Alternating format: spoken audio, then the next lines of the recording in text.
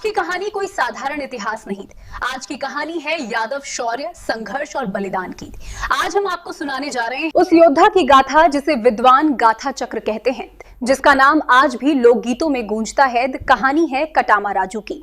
आंध्र की धरती पर जहां इतिहास खामोश है लेकिन स्मृतियां आज भी जीवित हैं, वहीं जन्म हुआ था एक ऐसे यादव योद्धा का जिसे श्री कृष्ण के वंश की 23वीं पीढ़ी का उत्तराधिकारी माना जाता है।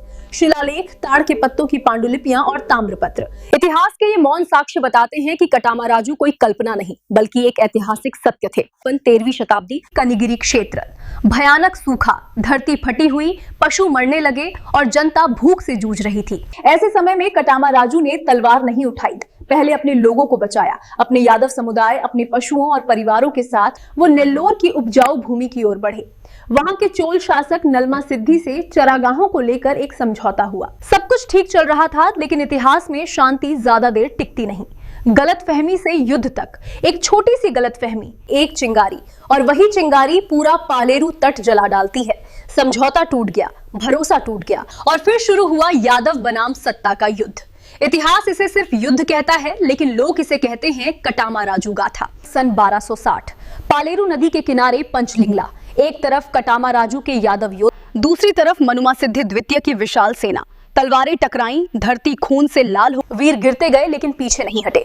कवि टिक्काना के चचेरे भाई खड्ग टिक्काना के नेतृत्व में मनुमा सिद्धि की सेना ने युद्ध जीता, लेकिन जीत की कीमत इतनी भारी थी कि स्वयं मनुमा सिद्धि की मृत्यु हो गई।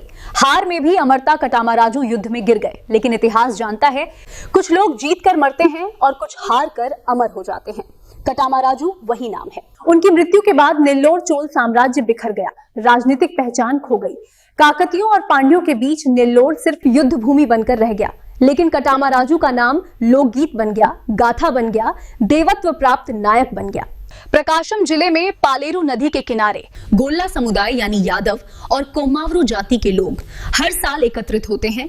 कटामा राजू गाथा गाई जाती है। श्री कृष्ण के वंश का ये वीर आज भी ये सिखाता है, जब अन्याय सत्ता बन जाए तो संघर्ष ही धर्म होता है। जब अन्याय सत्ता बन जाए तो संघर्ष ही धर्म होता है।